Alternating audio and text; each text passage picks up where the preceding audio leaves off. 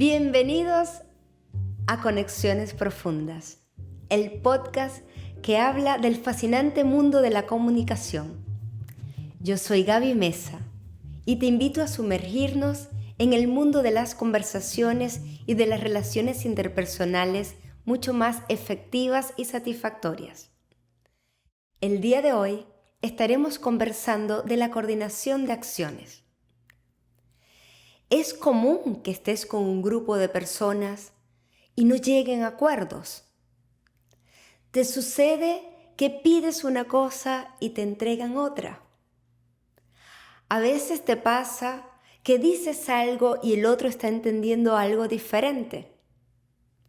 Todo esto tiene que ver con la forma en cómo estás coordinando acciones. Cuando dos o más personas se encuentran para conversar, ya sea en la empresa o a nivel personal, conversamos de alguna forma para coordinar acciones. Si estás en tu empresa, cada quien sabe lo que tiene que hacer. Lo que es diferente cuando están allí todos juntos es cómo se están comunicando, de qué forma hablan para llegar al mismo objetivo. También pasa en el plano personal. Entonces vamos a estar detallando un ciclo que se llama el ciclo de coordinación de acciones o ciclo de la promesa. La base o el fundamento central de esta coordinación de acciones es la confianza. Si hacemos el ciclo de coordinación de acciones de manera adecuada, la confianza se fortalece. Si al contrario no estamos siguiendo los pasos del ciclo de coordinación de acciones, la confianza comienza a quebrarse. Vamos, para efectos académicos o para efectos de aprendizaje, dividirlos. Imagínate que el ciclo de coordinación de acciones es un círculo y vamos a partir el círculo en cuatro pedazos. La primera parte del ciclo de coordinación de acciones es la creación de contexto. ¿Qué es la creación de contexto? Es cuando tú conversas con el otro y generas con tu conversación una burbuja en la cual tus inquietudes están allí y las inquietudes del otro también. Vas generando un espacio emocional y físico donde todos estén colocados en la misma emocionalidad para poder seguir en la conversación. Muchos de nosotros no creamos contexto porque pensamos que estamos muy apurados, que eso es perder el tiempo, y es lo contrario. Cuando tú haces un excelente contexto, estás abriendo toda la posibilidad del fluir comunicacional. ¿Qué pasa en la creación de contexto? Se comparten las inquietudes, desde dónde está parado el otro y desde dónde estás parado tú.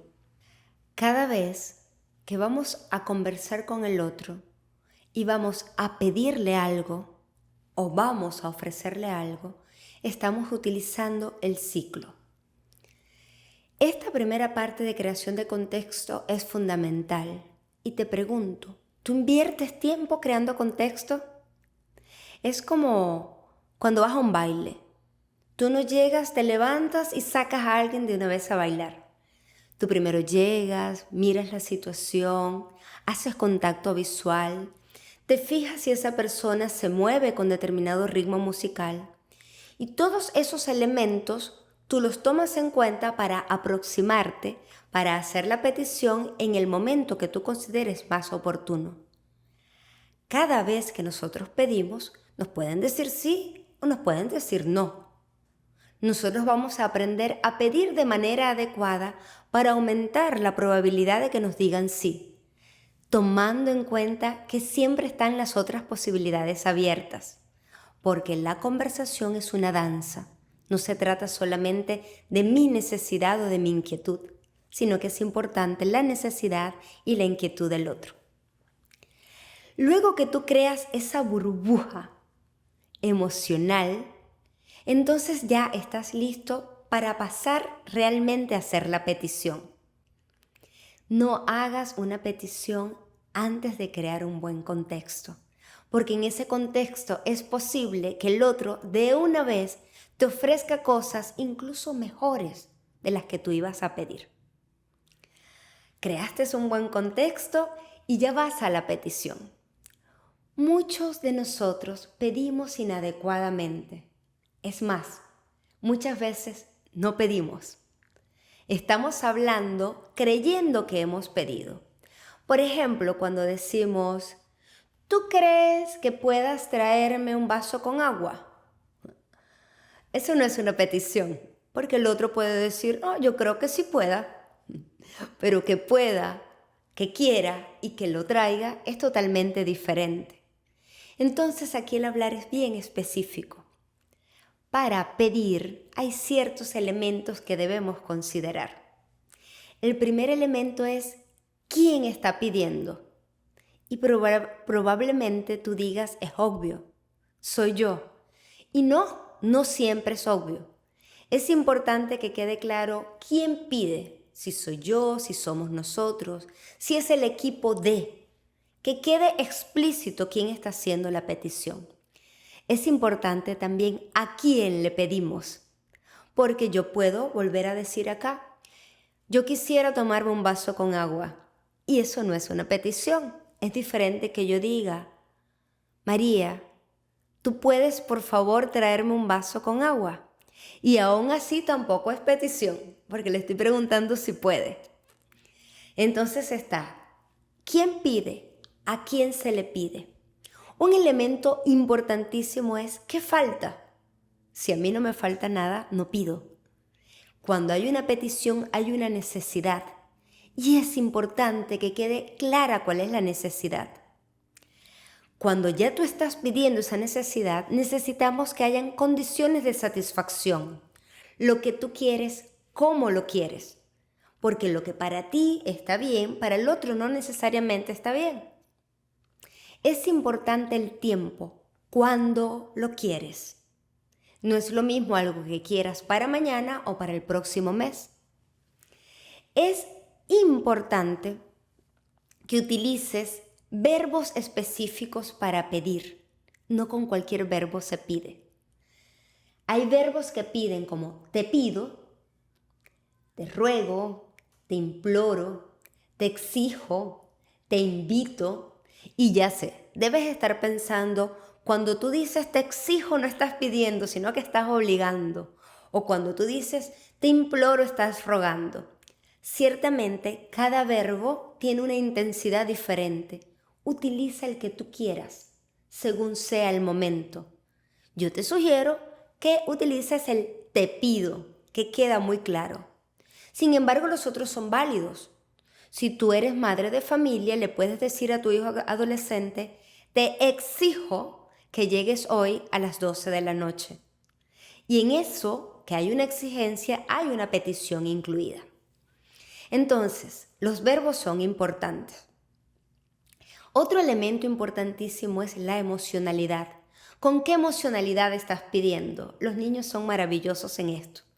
Los niños, cuando se acercan a su mamá a pedirle algo, esperan que esté en el mejor momento para garantizar que le van a decir que sí. Nosotros los adultos a veces no tenemos ese sentido de oportunidad.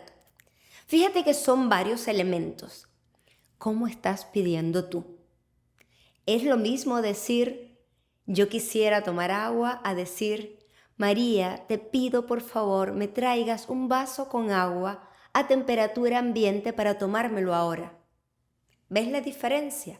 Cuando tú haces una petición específica que pasa por un lenguaje claro, el otro, concretamente, en el mundo de las afirmaciones, de los hechos, puede comprender lo que tú estás pidiendo. Ok, ya pedimos. Ahora, que hayamos pedido no significa que este ciclo ha terminado. Cuando tú pides, el otro tiene la posibilidad de decir sí, de decir no o de decir en otro momento. Es decir, viene un proceso de negociación. Y esto es importante porque a veces nosotros creemos que no tenemos derecho a negociar y decimos sí ante una petición y lanzamos un sí criminal, que un sí criminal no es otra cosa que decir sí cuando sé que es no. La otra persona puede ofertar, contraofertar o posponer.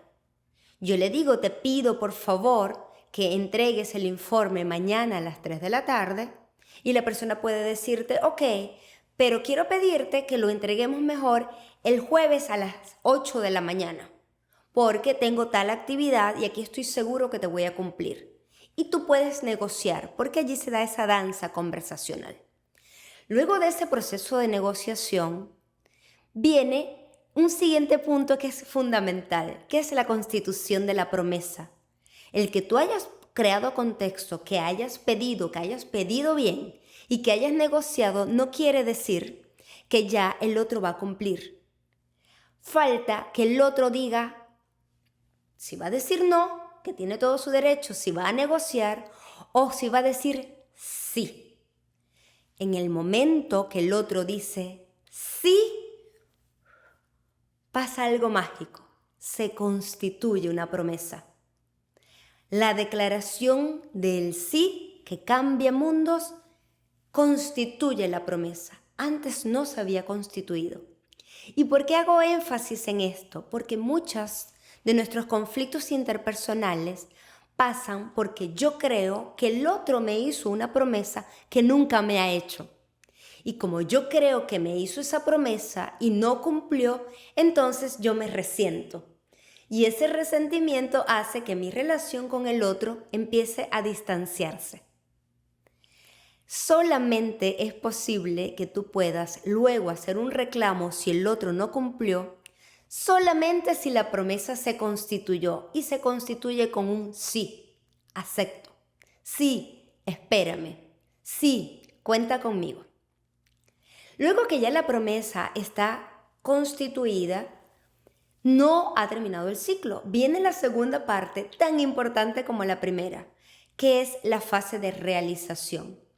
En la fase de realización, nuevamente, puede haber una negociación, porque el otro comienza a hacer lo que prometió hacer.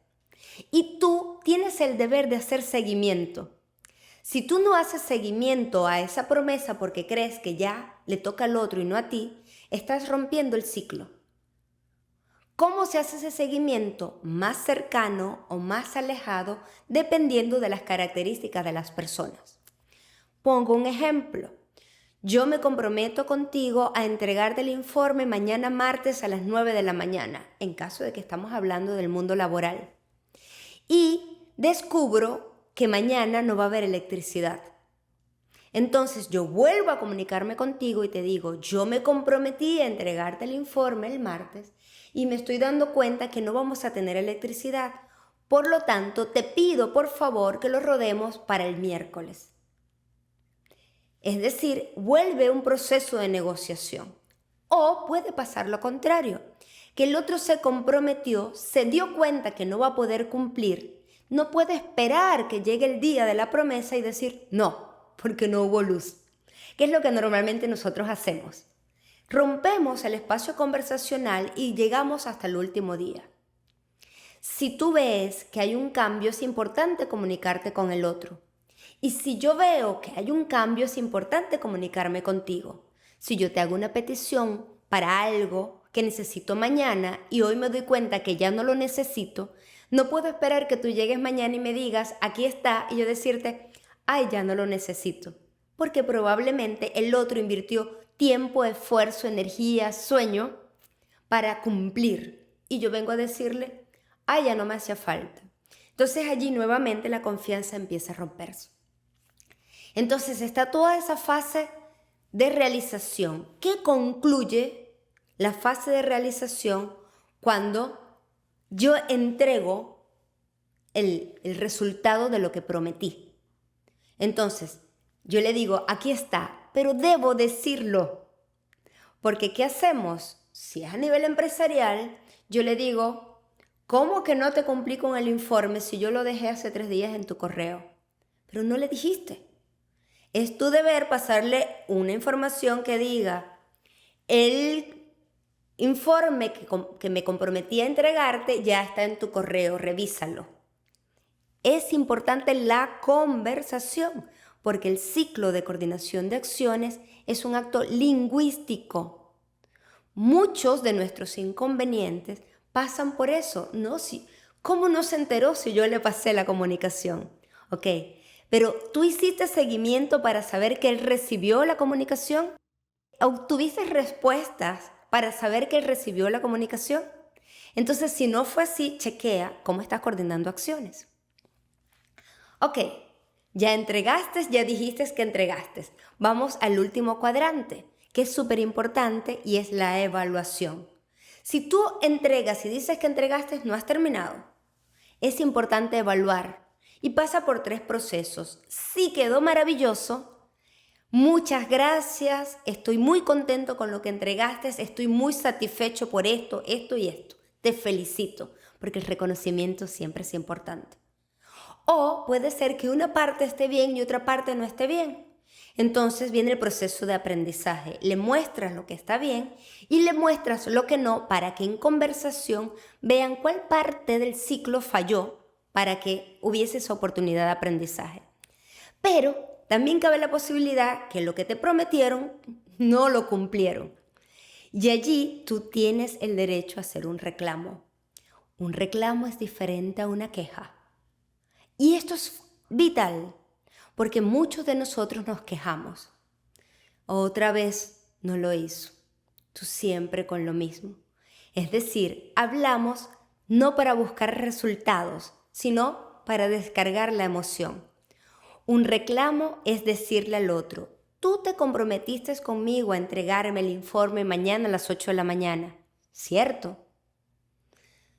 Si el otro te dice sí, sigues. Si el otro te dice no, nos toca devolvernos en el ciclo de coordinación de acciones porque algo ha fallado. Sí, yo me comprometí. Ok, tú no cumpliste y tu incumplimiento me ha afectado de esta forma y de esta forma. Yo te pido, por favor, que, es decir, todo reclamo termina con una petición. Si tú no terminas pidiendo nuevamente, ese reclamo no va a ser efectivo. Y al hacer esa petición, empieza otro ciclo de coordinación de acciones. Esto en líneas generales, son muchos los elementos que están acá. Te pido que reflexiones. En tu vida personal, ¿estás coordinando acciones de manera efectiva con la gente que tienes cerca? ¿Estás coordinando acciones en tu trabajo para lograr mejores resultados? Y si no lo estás haciendo bien, ¿estás poniendo la responsabilidad en el otro? Es el momento de empezar a asumir cuál es tu responsabilidad en cada espacio de este ciclo de coordinación de acciones.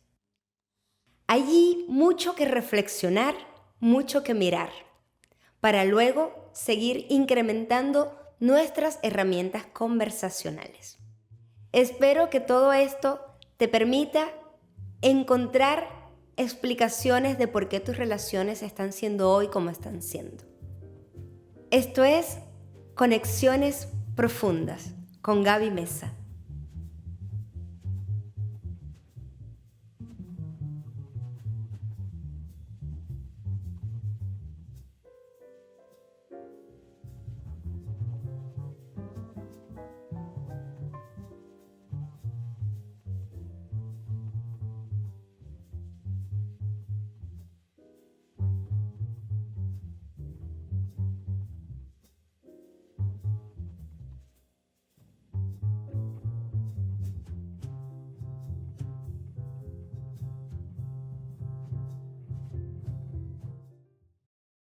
Sígueme en Instagram, @GabyMesaBodyMind. Suscríbete a mi canal de YouTube, Gaby Mesa Body Mind.